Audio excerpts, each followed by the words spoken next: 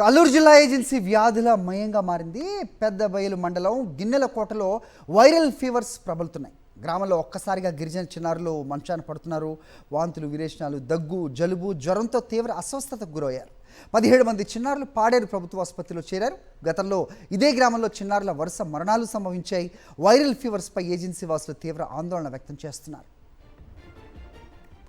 Correspondent నాయుడిని అడిగి మరిన్ని వివరాలు తెలుసుకుందాం. నాయుడు, చెప్పండి. సో గతంలో కూడా ఇలాంటి వాతావరణం మనం చూసాం. ఇటీవల కాలంలో ఏజెన్సీ ప్రాంతాల్లోని ఈ హాస్పిటల్స్లో ఉండాల్సిన ఏది కూడా సరిగా ఉండట్లేదనే విమర్శ తరచూ వినిపిస్తోంది. ఏం జరుగుతోంది ప్రస్తుతం? వ్యాధుల మయంగా మారిన అల్లూరు ఏజెన్సీ నుంచి ఏంటి అప్డేట్? అది అల్లూరు జిల్లా ఏజెన్సీ ప్రాంతం తరచూ వ్యాధులకు నిలయంగా మారుతుంది. చిన్న పెద్ద అనే తేడా లేకుండా గిరిజనులందరూ కూడా మంచాన పడుతున్నారు. తాజాగా పెదబయలు మండలం గిన్నెల కోటలో వైరల్ ఫీవర్స్ ప్రబలడంతో 17 మంది చిన్నారులు తీవ్ర అస్వస్థతకు గురయ్యారు. వారందరినీ కూడా పాడేరు ప్రభుత్వ హాస్పిటల్ కి తరలించారు. నిన్నటి నుంచి వారంతా వాంతులు, విరేచనాలు, దగ్గు, జలుబు, జ్వరంతో తీవ్ర ఇబ్బందులు పడుతున్నారు. దీంతో ఆందోళన చెందిన తల్లిదండ్రులంతా కూడా వారిని పాడేరు ప్రభుత్వ హాస్పిటల్ కి తరలించారు. అయితే గ్రామంలోని సరైన వైద్య సదుపాయాలు లేకపోవడము, అలాగే హాస్పిటల్స్ తీసుకువెళ్ళి అక్కడ కూడా ఎలాంటి మౌలిక సదుపాయాలు లేకపోవడంతో విద్యార్థుల ఆరోగ్యం పట్ల తల్లిదండ్రులు చిన్నారుల ఆరోగ్యం పట్ల తల్లిదండ్రులంతా కూడా తీవ్ర ఆందోళన వ్యక్తం చేస్తున్నారు. గతంలోనూ కూడా గ్రామంలోని ఇదే తరహాలో చిన్నారుల మరణాలను ఇంకా మర్చిపోకముందే మళ్ళీ 17 మంది చిన్నారులు తీవ్ర అస్వస్థతకు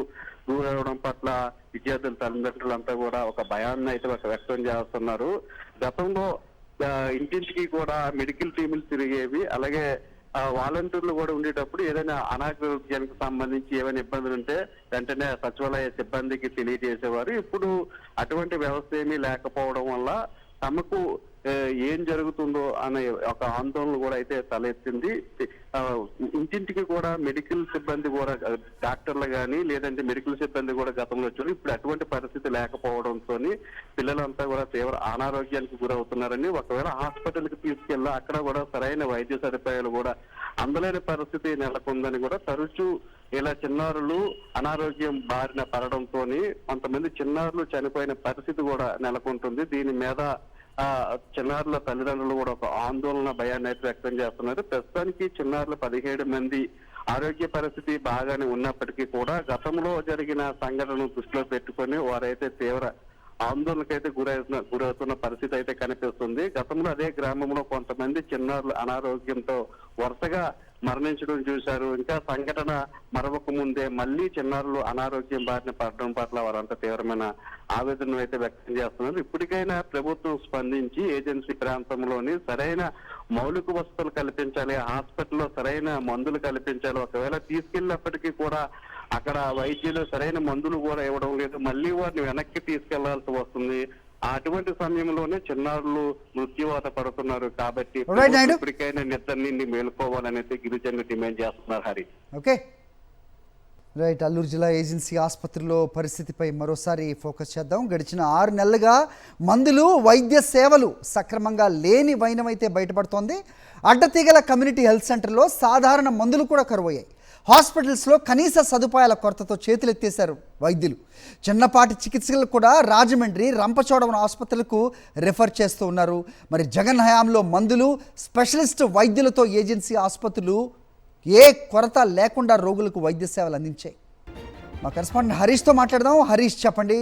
సో డాక్టర్ ఇంటి వద్దకే వచ్చి మందులు ఇచ్చి టెస్టులు చేసిన పరిస్థితులు మనం 1 సంవత్సరం క్రితం చూసాం. సో ప్రస్తుతం ఏం జరుగుతోంది? ప్రతి చిన్నదానికి కూడా ఇటు రాజమండ్రి కానీ అటు రంపచోడవరం హాస్పిటల్కి రెఫర్ చేస్తున్నారంటే అసలు ఏజెన్సీ ప్రాంతాల్లో ఏం జరుగుతోంది? వాళ్ళ ప్రాణాలకి భద్రత ఉన్నట్టా లేనట్టా?